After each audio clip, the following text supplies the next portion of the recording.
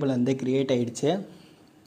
Okay, இப்போ இந்த table வந்து நம்ம பிவோட் அண்ட் அன்பிவோட் பண்ண போகிறோம். ஸோ இப்போ நான் வந்து ட்ரான்ஸ்ஃபார்மில் போயிட்டு இங்கே பார்த்தீங்கன்னா எனக்கு பிவோட் காலமில் வந்து அன்பிவோட் அதர் காலம்ஸ் இருக்கும். அதை நான் வந்து கிளிக் பண்ணிக்கிறேன். ஃபஸ்ட்டு அன்பிவோட் பண்ணும்போது என்ன ஆகும்னா டேட்டாஸ் வந்து ட்ரான்ஸ்ஃபார்ம் ஆகும்.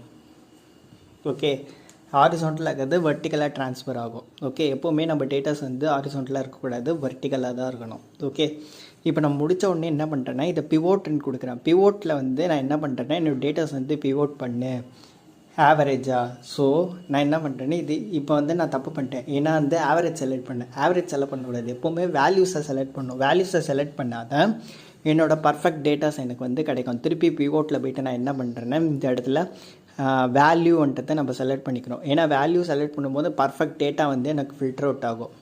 ஓகே, இதெல்லாம் வந்து சம்மு அப்படியே விட்டுருங்க. ஓகேன்னு கொடுத்த உடனே